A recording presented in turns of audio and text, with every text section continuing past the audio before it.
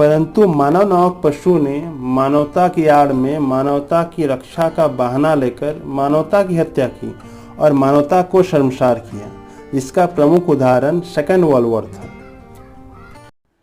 ये तो हम सभी जानते ही हैं कि जितने भी रासायनिक हथियार हैं उसकी खोज वैज्ञानिकों ने मानव हित में की थी, चाहे वो कीटनाशक के रूप में खोज की गई हो या फर्टिलाइजर के रूप में या फिर दवा के ही रूप में खोज क्यों न की गई हो।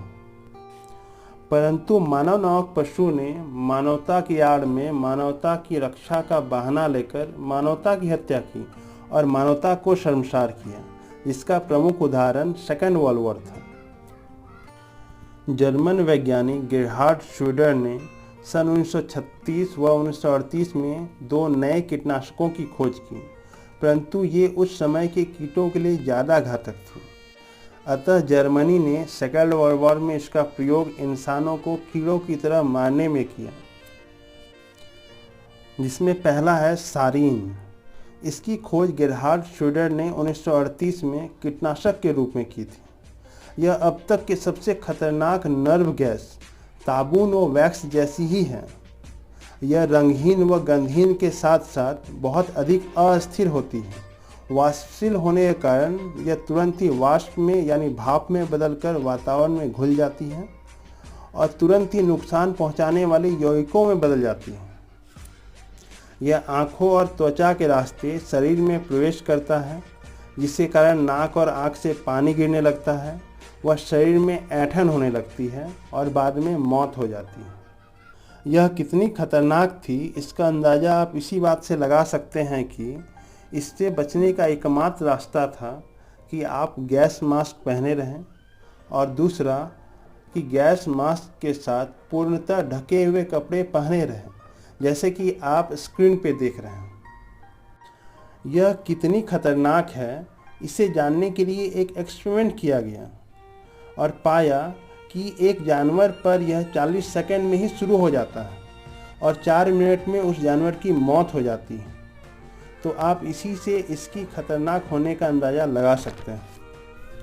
सारीन गैस का प्रयोग सेकेंड वर्ल्ड वॉर में 1939 से 1945 के बीच किया गया था। इससे ही आप उसकी गंभीरता का अंदाज़ा लगा सकते हैं कि यह आज भी प्रयोग में लाया जा रहा है। आपको तो पता ही होगा कि 2018 में सीरिया की राजधानी दमिश्क में किया गया वह रासायनिक हमला, जिसमें कुल 1400 लोगों की मौत हुई थी। एक अन्य हमला 1995 में जापान की राजधानी टोक्यो के एक सबवे में किया गया था। इसमें भी सारीन गैस का प्रयोग किया गया था, जिसमें एक कट्टरपंथी गुट ने 5 थैलियां स्टेशन पर छोड़ दी थीं, जिसमें 14 लोगों की मौत, 100 घायल व 1000 से अधिक लोगों की आंखों की रोशनी चली गई थी। अध्ययन की दृष्टि से देखें तो इसका सूत्र C4H14FO2P होता है। इसका IUPAC नेम प्रोपेन 2-आइल मिथाइल फॉस्फेनोफ्लोरिडेट होता है, या फिर इसे अन्य नाम से फॉस्फेनोफ्लोरिडिक एसिड कहा जाता है। दूसरा रासायनिक हथियार है ताबून। यह भी एक नर्व गैस है। इसकी खोज गेरहार्ड श्रोडर ने 1936 में की थी। सेकेंड वर्ल्ड वॉर में बमों में रासायनिक हथियार भर दिए जाते थे। भले ही कहा जाता है कि इन हथियारों का प्रयोग कभी नहीं किया गया। यह भी एक रंगहीन व स्वादहीन नर्व गैस है।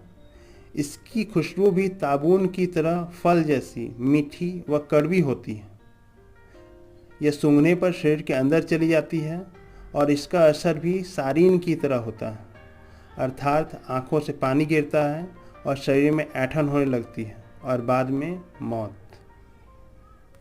इसका सूत्र C5H11N2O2P है। अगर आप भी इस तरह के फैक्ट को जानना चाहते हैं तो कृपया मेरे चैनल को लाइक करें, सब्सक्राइब करें और शेयर करें। धन्यवाद।